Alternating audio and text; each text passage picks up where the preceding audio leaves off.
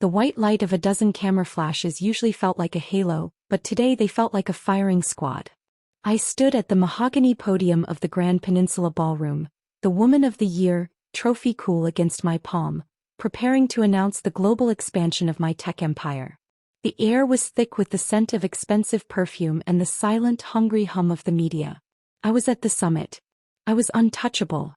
Or so I thought, until the heavy double doors at the back of the room swung open with a violence that made the crystal chandeliers shiver. Before we get into the moment my world shattered into 1,000 jagged pieces, I want to say a heartfelt hello to everyone tuning in today. It is truly a gift to have you here in our story circle. Whether you are watching from the vibrant heart of Lagos, the quiet towns of the Midwest, or the bustling streets of Tokyo, how are you doing? I genuinely hope your day is filled with more peace than mine was about to be. If you're new here and enjoy stories about resilience and the ultimate comeback, please do subscribe to my channel. Your support allows me to keep sharing these journeys with you, and I'd be honored to have you as part of our community. Now look at the woman marching down the center aisle.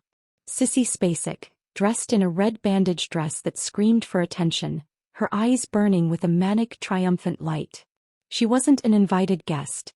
She was a ghost from a nightmare I hadn't realized I was living. I felt the smile on my face freeze into a mask. To my left, my husband, Rick Deckard, shifted in his seat. The man who had promised to cherish me until death looked like he wanted the floor to swallow him whole. His face went from a healthy tan to a sickly, translucent gray in 3 seconds. Sissy didn't stop until she was at the very edge of the stage. She held a glass of dark, heavy Cabernet like a scepter. Professional triumph? Sissy's voice cut through the room, amplified by the stunned silence of 300 journalists. You're standing up there talking about building futures, but you can't even hold on to your own husband's heart. The room gasped. I could hear the frantic clicking of shutters. This wasn't a press conference anymore. It was a public execution. I'm sorry, I said, my voice steady despite the roar of blood in my ears. This is a private event. Security. Oh, I'm not leaving until everyone knows the truth, Sissy sneered. She stepped up onto the platform, invading my space, the scent of wine and desperation radiating off her. You think you're the queen? Rick spends his nights telling me how much he hates the ice queen he's married to. He's mine. He's been mine for a year. Before I could blink, she flicked her wrist. The deep red liquid hit my white silk blazer like a bloodstain. It soaked through the fabric, warm and sticky against my skin. The crowd erupted. This was the shot. The Woman of the Year, drenched in the wine of her husband's mistress. The humiliation was a physical blow. I looked at Rick. He didn't move. He didn't defend me. He sat there, his head bowed, the cowardice of his silence louder than Sissy's screaming. I stood there, the wine dripping from my hem onto the polished floor. I could see the headlines already. The fall of the Ice Queen. Betrayed and humiliated. They wanted me to cry. They wanted me to slap her. They wanted a catfight for the evening news. But as I looked into Sissy's smug, trembling face, a cold, sharp clarity took hold of me. She thought she had stolen my power. She didn't realize she had just handed me the keys to the kingdom. Is that all? I asked, my voice barely a whisper, yet the microphone caught it, broadcasting my icy calm to every corner of the room. Sissy's smile flickered. She expected a breakdown. She didn't expect a challenge. Why was I so calm? Because Sissy didn't know that while she was spilling wine, I was already holding the match that would burn her world and Rick's to the ground. Stick around because the real conference is just beginning. The red liquid seeped into the fibers of my $4,000 blazer, but I didn't flinch. To the world, I was Jordan Sullivan, the iron-willed CEO of Aegis Tech. I was the woman who had revolutionized cybersecurity, the one who lived by the mantra that data never lies. But behind the podium, I was a woman who had spent 15 years building a marriage on what I thought was a bedrock of mutual respect. My deepest desire wasn't the fame or the accolades. It was the legacy of the Sullivan-Deckard partnership. I had treated our marriage like a masterpiece, a high-stakes collaboration where Rick handled the public relations and I handled the innovation. I feared only one thing, being seen as a fool. And right now, with Sissy Spacek standing 3 feet away smelling of cheap grapes and expensive betrayal, that fear was threatening to choke me. Rick Deckard sat in the front row, his hands gripped so tightly on his knees that his knuckles were white. He was the golden boy of the venture capital world, charming, approachable, the soft velvet to my hard steel. People loved Rick. They respected me, but they liked Rick. Our relationship was the emotional stake of our company's stock price. If he was the heart and I was the brain, our body was currently hemorrhaging. Sissy Spacek was the perfect foil. She was a lifestyle influencer. All soft edges, filtered photos, and manufactured vulnerability. She represented everything I wasn't. She was fun, spontaneous, and apparently the woman my husband ran to when my brilliance felt too cold for him. But Sissy had a secret she didn't realize I knew. She wasn't just a side chick. She was a debt-ridden, aspiring socialite who had been trying to leverage Rick for a seat on the board of our foundation for months. "Jordan, sweetie," Sissy said, her voice dropping into a mock-sympathetic coo that made the bile rise in my throat. "You can keep the company. I just want the man who actually loves me. You can't code a heart, can you?" I looked at Rick, waiting for the man I knew to stand up and end this. But his eyes remained fixed on his shoes. In that moment I realized that the man I loved didn't exist. The Rick Deckard I married was a simulation. A high-fidelity avatar designed to keep me comfortable while he drained our joint accounts to fund Sissy's influence. Standing next to the podium was Tom Hagen, my head of security and the only person in this room who truly saw the fire behind my eyes. Tom had been the one to bring me the first file. The hotel receipts, the jewelry invoices, the deleted messages. He looked at me now, his hand resting near his radio, a silent question in his eyes. "Do I take her out?" I gave him a microscopic shake of my head. "Not yet." I also saw Annie Hall, my lead PR strategist, frantically typing on her tablet in the wings.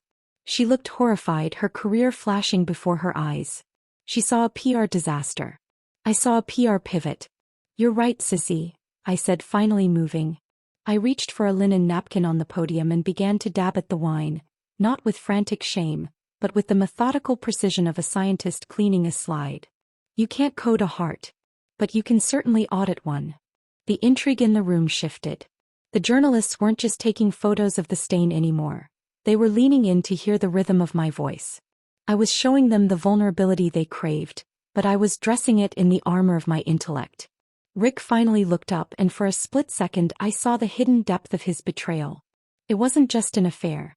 There was a look of desperate, calculating panic in his eyes, not because his wife was hurt, but because the Ice Queen wasn't melting. He knew that when I was this calm I was at my most dangerous. The wine was staining the white silk pink, a permanent reminder of the public humiliation. But as I looked at the Woman of the Year trophy, I realized I didn't want a trophy for being successful. I wanted a trophy for being the only person in the room who knew exactly how this story was going to end. The camera shutter sounded like 1,000 clicking insects.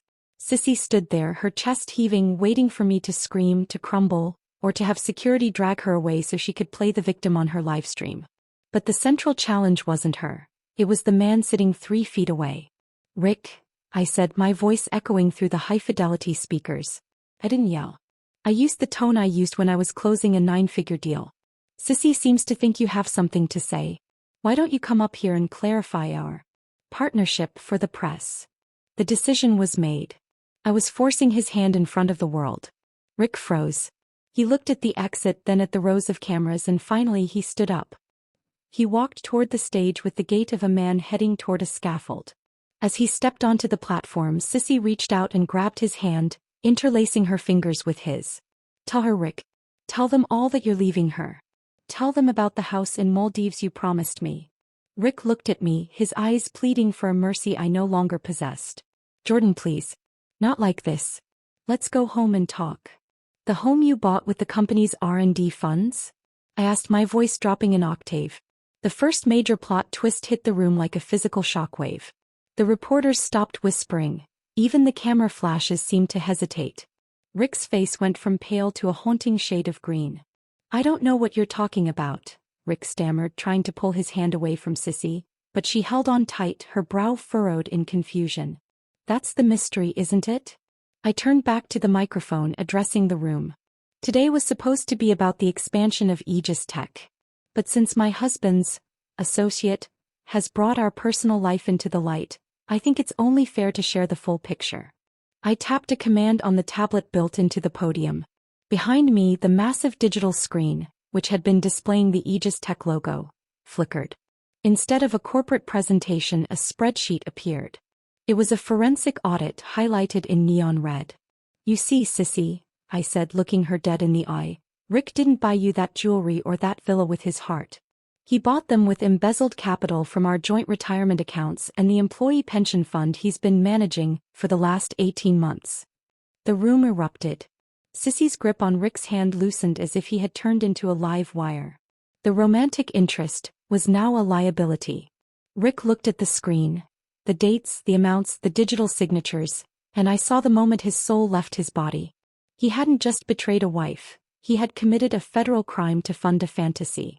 "Jordan, wait," Rick started, his voice cracking. "No," I interrupted, the wine stain on my chest now looking less like a mark of shame and more like a badge of war. "The press conference isn't over. I'm not just the CEO of Aegis. I'm the primary whistleblower. I had launched the main conflict. I wasn't just fighting for my marriage, I was fighting to save my company from the man who was bleeding it dry. In one move, I had shifted the narrative from scorned wife to executioner of corruption." Sissy looked at the screen, then at Rick, her eyes wide with a different kind of fear. "Rick, you said that money was yours. You said you were the one who built the company." "He lied to both of us, Sissy," I said, a cold smile finally touching my lips. "The difference is I have the keys to the vault. You just have a stained dress." The ballroom was no longer a place of ceremony. It was a crime scene in the making. As the auditor's spreadsheets glowed behind me, the air felt thick with the sudden sharp scent of ozone. Rick stood paralyzed, caught in the crosshairs of 500 lenses, while Sissy began to back away, her red heels clicking a frantic, uneven rhythm against the stage. "This is a lie." Rick finally found his voice, though it was thin and reedy. "She's a tech genius, she probably faked the metadata. She's trying to ruin me because she's jealous." He turned to the reporters, his golden boy charm flickering like a dying bulb. "You know me. I've been the face of this company's charity for a decade. Jordan is cold, she's calculating, she's doing this to take total control." It was a desperate red herring, and for a moment it worked. Some of the older journalists, men who had always been intimidated by my success, started nodding. The narrative of the scorned woman using tech to frame a loving husband began to circulate through the back rows like a virus. But I had spent my life building obstacles for hackers. I knew how to handle a counterattack. I didn't argue. Instead, I looked at Tom Hagen. He stepped forward, handing me a sleek silver smartphone, Rick's secondary device, the one he thought was encrypted beyond my reach. "The beauty of cybersecurity, Rick," I said, my voice cutting through his panicked rambling, "is that even when you delete the "I love you" texts, the bank transfers leave a ghost in the machine." I swiped the screen, and a voice recording began to play over the ballroom's massive speakers. It was Rick's voice, clear and intimate, but he wasn't talking to Sissy. He was talking to a broker in the Cayman Islands. "Just move the next $3 million into the shell account under SpaceX Holdings. Jordan won't notice. She's too busy playing God with her algorithms to check the daily ledgers." The tension in the room snapped. The attraction that had once fueled my marriage felt like a distant, bitter memory. I watched Rick's face crumble as his own voice betrayed him. Sissy, realizing she was being named as a co-conspirator in SpaceX Holdings, let out a choked sound that was half sob, half scream. "Rick, you used my name for the shell company." Sissy's voice was high and jagged. "You told me that was for my brand. I was trying to build a life for us." Rick turned on her, his frustration boiling over. "You kept asking for more. The Maldives, the Cartier, the influence. You think those likes are free." The romantic subplot was rotting in real time. Through their shouting match, the world was seeing the raw, ugly machinery of their affair. They weren't star-crossed lovers. They were two parasites feeding on the same host. I saw Annie Hall in the wings, her face finally relaxing. She was no longer looking at a disaster. She was watching a masterpiece of character growth. I wasn't just defending my company, I was dismantling a monster I had helped create. But then the rising tension hit a wall. One of the lead investigators from the Securities Commission, a man named Noah Cross, stood up from the front row. He wasn't smiling. "Mrs. Sullivan," he said, his voice grave.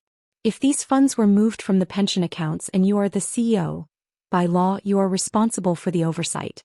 Reporting this now doesn't absolve the company. As of this moment, Aegis Tech's assets are being frozen for investigation. The hope I had felt for a clean victory vanished. By exposing Rick, I had effectively handcuffed my own company. The reporters erupted again, not with shock this time but with the scent of a sinking ship. I looked at the wine stain on my chest. It was spreading, turning a darker, deeper purple like a bruise that wouldn't heal. I had won the battle against the mistress, but I was about to lose the war for my life's work. The room didn't just feel cold, it felt subterranean. Noah Cross's words hung in the air like a guillotine blade. By exposing the theft, I had inadvertently admitted that my invincible security system had a human backdoor, and I was the one who had left it unlocked. The cameras were no longer flashing in admiration. They were circling like vultures. "You're right, Commissioner Cross," I said, my voice barely above a whisper, yet it silenced the room. "The CEO is responsible for the oversight. And if the CEO was unaware of a breach this size, she's either incompetent or complicit." Rick saw his opening. He straightened his shoulders, a glint of his old, manipulative charm returning. "See? She's finally admitting it. Jordan was the one who authorized the transfers. She used me as a fall guy because she knew I loved her too much to say no. Sissy was just my escape from the guilt of what my wife was making me do." Sissy looked at Rick, hope flickering in her eyes. If they could pin it all on me, they walked away with the sympathy, and potentially the offshore accounts. But I wasn't looking at Rick. I was looking at the digital screen behind me. "I didn't say I was unaware, Rick. I said the CEO was unaware." I tapped the tablet one last time. The screen blurred, then resolved into a document that made the entire ballroom go silent. It was a certificate of incorporation from 6 months ago, but the name at the top wasn't Aegis Tech. It was Sovereign Systems. 6 months ago I realized someone was tapping the pension funds. I began, my voice gaining a terrifying rhythmic precision. I knew it was someone with high-level access. Someone I trusted. So, I did what any good coder does, I built a sandbox. The midpoint revelation hit like a physical weight. "Rick, every dollar you thought you were stealing from Aegis Tech wasn't real. I moved the actual pension assets into Sovereign Systems, a new independent entity, months ago. The accounts you've been draining for the Maldives and the Cartier? Those were honeypot accounts. I filled them with digital currency that I've been slowly devaluing every time you made a purchase. The wealth Rick thought he had was a mirage. The Spacek Holdings villa? It was a lease-to-own property held by a shell company I controlled. The jewelry? Most of the stones were high-quality lab-grown fakes I'd swapped out during cleanings. You didn't steal our future, Rick. You stole a simulation, I said, stepping closer to him. But the revelation didn't stop there. I turned to the commissioner. "And as for the oversight, sir? I stepped down as CEO of Aegis Tech 3 months ago. I've been acting as a consultant to facilitate this sting operation with the federal authorities. The CEO, who failed to oversee the funds, was my successor." I pointed to the man sitting at the end of the front row, a man who had been Rick's hand-picked choice to take over my day-to-day duties, Mark Anthony. Mark's face went the color of curdled milk. He had been the one signing the official ledgers Rick provided. He was the inside man who made the theft look legal on paper. The stakes had just been raised to their absolute peak. I hadn't just caught a cheating husband, I had dismantled a corporate coup. Sissy looked at the screen, her mouth hanging open. The man she had stolen wasn't a billionaire. He was a man who had committed federal crimes to buy her glass beads and a rented life. You knew. Rick whispered, his voice breaking. "You let me do it? You watched me every night knowing I was taking it. I watched you every night because I wanted to see if there was a single part of you that still cared about the people who worked for us," I said, the passion in my voice finally breaking through the ice. "But you didn't. You only cared about her. And she only cared about the wine you're currently wearing on your soul." In that moment, the romantic connection was truly dead. There was no betrayal left to feel, only the cold, hard logic of the fallout. But as I looked at the crowd, I realized that while the money was safe, the reputation of my name was still in the balance. I had played a dangerous game, and the darkest hour was about to begin as the police moved in. The room didn't erupt in cheers. Instead, it descended into a predatory, suffocating chaos. While I had revealed the honeypot, I had also revealed a level of cold, calculating manipulation that made the audience recoil. The media didn't see a hero. They saw a woman who had spent months watching her husband drown himself in a trap she had meticulously built. "You're a monster," Sissy hissed, her voice trembling as she realized the luxury life she'd flaunted on social media was a house of cards. "You sat across from him at dinner knowing? You let him think he was building something for us just to destroy him." Rick didn't scream. He did something worse.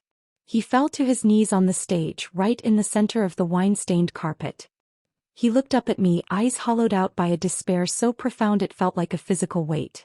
"I was your husband, Jordan. I made a mistake, but you turned our entire life into a laboratory experiment." The tide of public opinion shifted in a heartbeat. The Ice Queen moniker wasn't just a nickname anymore. It was a verdict. I saw the reporters whispering, their pens scratching furiously. The narrative was pivoting. Jordan Sullivan, the woman who played God. Suddenly, the ballroom doors were blocked by a new wave of men. Not my security and not the local police. These were federal agents with Internal Revenue Service and Justice Department windbreakers. Jordan Sullivan, a stern woman with a badge, announced, stepping onto the stage. "Regardless of your honeypot or your sandbox, you have knowingly facilitated the movement of millions of dollars in fraudulent transactions to bait a suspect. You operated outside of a sanctioned task force for the first 4 months of this investigation. That makes you an accessory to the very crimes you're exposing." The darkest hour hit me with the force of a tidal wave. In my obsession with the perfect surgical strike against Rick and Sissy, I had overplayed my hand. I had become so focused on winning the game that I had neglected the very laws I claimed to protect.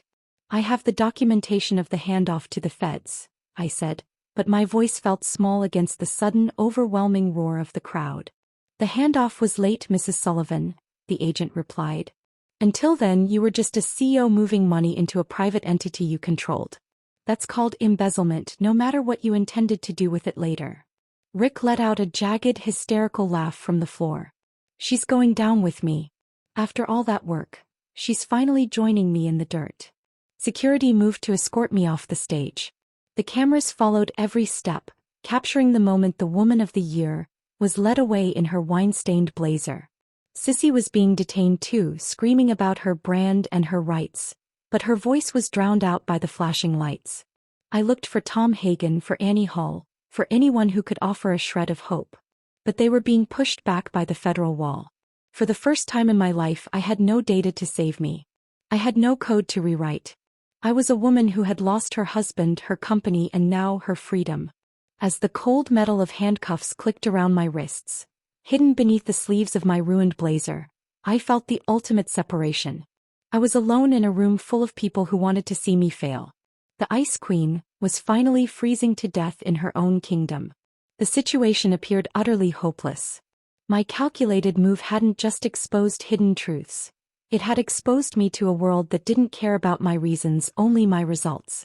The cold, clinical click of the handcuffs was the loudest sound in the world.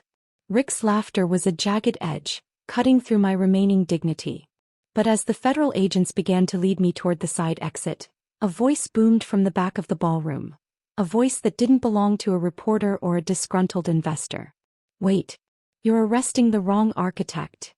The crowd parted as Evelyn Mulray, a senior forensic analyst from the very department Noah Cross represented, marched toward the stage. She wasn't carrying a badge, she was carrying a physical black box, a localized server hub. "Agent Miller," Evelyn said, addressing the woman holding my arm. "You need to look at the time-stamped authorization codes from the Sovereign Systems transfer." Mrs. Sullivan didn't act outside the law. She was operating under a Class 4 whistleblower protection protocol that I authorized 4 months ago.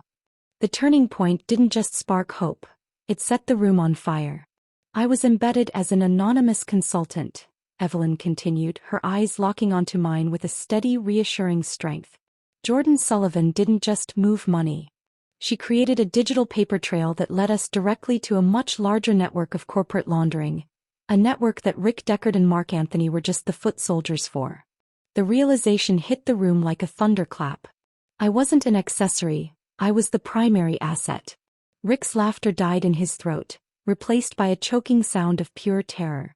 Sissy, realizing the side chick drama was now a footnote in a massive federal racketeering case, tried to bolt, but Tom Hagen blocked her path with a grim satisfaction. "The late handoff wasn't a mistake, Agent Miller," Evelyn said, stepping up to the podium and plugging her device into the screen. "It was a tactical delay to ensure that the moment Rick Deckard publicly claimed ownership of the Shell accounts, which he just did on live television, the legal trap would be absolute. Jordan didn't just catch a cheater. She delivered a syndicate." As the agents reluctantly unlocked my handcuffs, the romantic interests, the shadows of Rick and Sissy, were finally and fully eclipsed by the reality of the situation. Rick looked at me not with mockery anymore but with a deeper understanding. He had never really known me. He had married the Ice Queen, because he thought she was a statue he could hide behind. He never realized that ice, when it moves, is a glacier. I stood tall, dabbing the last of the wine from my hand with a clean cloth Evelyn handed me. The inner strength I had cultivated in the dark hours of my marriage finally bloomed. I didn't need Rick's love to be whole, and I didn't need the company's approval to be right. "Will," I said, turning to the groom who was still watching from the side, his own wedding ruined but his home saved from the corporate vultures. "I'm sorry about the wine. Jordan," he whispered, "I think it's the best color you've ever worn." The key to the conflict had been revealed. I wasn't playing a game of revenge. I was playing a game of justice. And for the first time in months, the board was clear. The ballroom was no longer a theater of humiliation. It was a courtroom of the highest order. The federal agents, now acting on Evelyn's verified protocols, moved with a sudden lethal efficiency. The Woman of the Year trophy sat on the podium, its gold surface reflecting the blue and red strobes of the police lights outside, a silent witness to the most surprising twist of the decade. Rick Deckard stood in the center of the stage, his tailored suit rumpled, his face a mask of sweating, desperate denial. He looked at the cameras, then at me, then at the agents closing in. He realized he was the most documented criminal in the history of the Justice Department. "You think you've won?" Rick shouted, his voice cracking as he reached into his jacket. The room tensed, security hands flew to their holsters, but he didn't pull a weapon. He pulled a small black thumb drive. "You want the syndicate, Jordan? You want the names of the people who actually run this city? If I go down, I'm taking every one of your elite friends with me. I'll burn the whole foundation." It was his final desperate gambit, the ultimate act of a man who thought leverage was the same as love. I stepped forward, my boots clicking firmly on the wine-soaked wood. I didn't stop until I was inches away from him. The Ice Queen had arrived, but the fire in my eyes was enough to melt the floorboards. "The names on that drive, Rick? The ones you think are your friends?" I asked, my voice amplified and terrifyingly calm. "I gave them to the FBI 3 hours ago. I didn't just track your money, I tracked your communications. You weren't a soldier in a syndicate. You were a pawn in a sting that I helped design." The final revelation hit Rick like a physical blow. He looked at the drive in his hand, the leverage he thought would save him, and realized it was just a piece of useless plastic. I had been 3 steps ahead of him since the moment I saw the first wine glass tip in his heart. Sissy Spacek, seeing the end was here, tried to make one last play. She turned to the cameras, tears streaming down her face, her red dress stained with the wine she had intended for me. I was a victim. He groomed me. He told me she was abusive. But the victim narrative crumbled the moment Evelyn tapped a key on the podium laptop. A series of private messages between Sissy and Mark Anthony flashed onto the screen. They weren't messages of love. They were cold, hard negotiations for the price of her silence and her role in the public humiliation of the CO. "You didn't spill that wine because of passion, Sissy," I said, looking at her with a pity that was far more cutting than anger. "You spilled it because it was part of the contract. You were paid $50,000 to trigger a public meltdown that would allow the board to remove me under the morals clause. But you forgot one thing: I don't melt. I crystallize." As the handcuffs finally locked around Rick's and Sissy's wrists, the room fell into a profound, ringing silence. The protagonist was no longer the victim of a scandal. I was the architect of its resolution. I stood at the podium, the wine stain on my chest now resembling a jagged heart of courage. "This press conference is over," I said, looking directly into the lens of the main news camera. "Aegis Tech isn't falling. It's being purged. And to anyone else who thinks my silence is a weakness, I suggest you check your ledgers. The triumph was absolute. The relief washed over the room like a physical wave. I had used every skill, every bit of technology, and every ounce of my authentic self to deliver justice. As the police led them away, Rick looked back at me, his eyes finally seeing the woman he had underestimated for 15 years. I didn't look away. I watched him go, the hero of my own life, standing tall in a ruined blazer that I wouldn't change for all the silk in the world. The morning after the press conference, the world felt quieter, scrubbed clean by the rain that had washed over the city at dawn. I stood in my penthouse office looking out at the skyline. The wine-stained blazer was gone, replaced by a simple charcoal gray suit that felt more like me than anything I'd worn in years. On my desk sat a tablet displaying the morning headlines. Sullivan's sting. How the tech queen turned it was in the quiet reflection of my own mirror. I had spent years building walls of code and glass, believing that if I were successful enough I would be safe. I thought a $50,000 wedding and a perfect image were the ultimate shields. But as I watched the sun climb higher, I realized that my true strength didn't come from my bank account or my ice queen reputation. It came from the moment I stood drenched in wine and refused to let someone else's ugliness define my worth. The romantic subplot of my life was over, and surprisingly I felt no grief, only a profound, weightless peace.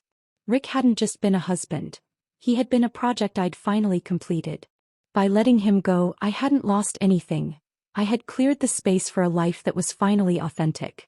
I heard a soft knock on the door. Tom Hagen and Annie Hall stepped in, carrying 2 cups of coffee and a look of cautious optimism. "The board just met," Annie said, a rare, genuine smile on her face. "They've issued a public apology. They're asking you to return as the permanent executive chairperson of Sovereign Systems. They want to call the new headquarters the Sullivan Center." I took a sip of the coffee, feeling the warmth spread through me. "Tell them I'll consider it. But first, I have a neighborhood meeting to attend." I walked out of the office and headed toward the Heights. I found Will and his wife in the small community garden they'd managed to save. The atmosphere wasn't one of corporate power but of human connection. Will saw me and waved, his eyes full of a gratitude that was better than any Woman of the Year trophy. "We heard about the arrests, Jordan," Will said, wiping his hands on his apron. "I guess you weren't kidding about the ledgers." "I never kid about data, Will," I said, leaning against the wooden fence. As I stood there, surrounded by the people who had truly supported me, I felt a sense of fulfillment that was deeper than joy. I had grown from a woman who hid behind her work into a leader who stood for her people. My marriage was a ruin, but my life was a masterpiece in progress. I looked down at my hands. They were steady. My heart was quiet.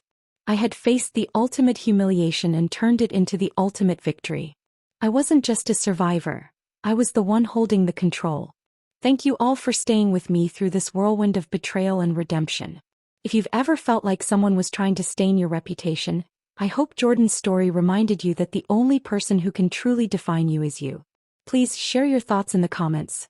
Have you ever had a moment where you turned a humiliation into a win? And if you haven't subscribed yet, join our community for more stories of resilience and raw power. Until next time, keep your head high and your heart even higher. The best is yet to come.